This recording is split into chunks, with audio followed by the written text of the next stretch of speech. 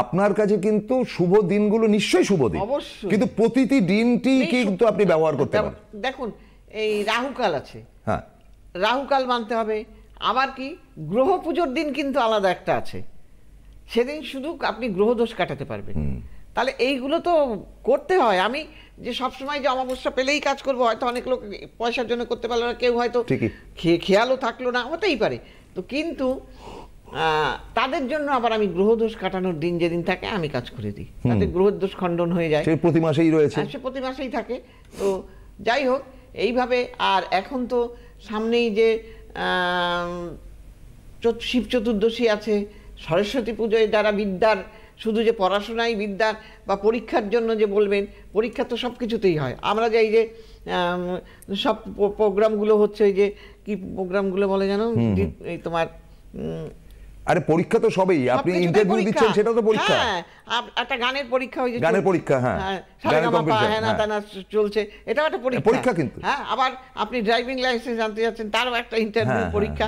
মানে পরীক্ষা সবকিছুতেই, সব পরীক্ষা, সব সারা জীবন আপনাকে পরীক্ষা দিয়ে যেতে হবে। তাহলে সেই পরীক্ষাতেও কিন্তু এই সরস্বতী পুজো, ভালো বললেন কিন্তু আপনি, সরস্বতী পুজোটাকে কাজে লাগানো যায়। হ্যাঁ, এই সরস্বতী পুজোর সময় যদি এই পরীক্ষার ভালো রেজাল্টের জন্য কাজ করে দেয়া যায়, দারুণ কাজ হবে।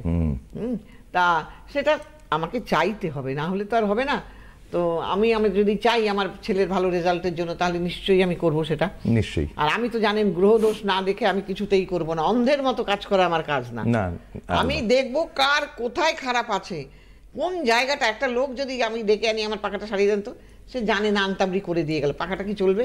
না না, কখনো না। তেমনি আমারও আমি আগে গ্রহটাকে দেখব, গ্রহগুলো কোন গ্রহের কারণে কেন এই কাজটা হচ্ছে, তার কেন সে ভালো রেজাল্ট করতে পারছে না, কেন তার পড়ায় মন বসছে না। তাহলে এই জায়গাগুলো যদি ঠিক করে দেয়া যায়, কেন সে চাকরি পাচ্ছে না, কেন তার বিয়ে হচ্ছে না, আমি সবসময় এই জিজ্ঞাসা চিহ্নটা রাখি, কি না কেন। সেই কেনটা যদি আমি ঠিক করে দিতে পারি, অবভিয়াসলি সেই কাজ হতে বাধ্য। আর যার জন্য আমি আজকে 40 বছর টিকে বসে আছি। তো সেই জন্য আমি আগে দেখবো, আপনি আসলে বলে আমাকে একটা বশীকরণ করে দেন তো, আমার স্বামী না, আপনার ছক বলে দেবে, আপনার ছক কেন হচ্ছে না, সেই ছকের জায়গাটা আগে করুন। আমি যতই পাউডার মাখি আর যতই ফেসিয়াল করি, কিচ্ছু হবে না যতক্ষণ পর্যন্ত আমার শরীরটা ভালো না থাকবে। আপনার মুখই তো বলে দেবে আপনি ভালো কি মন্দ।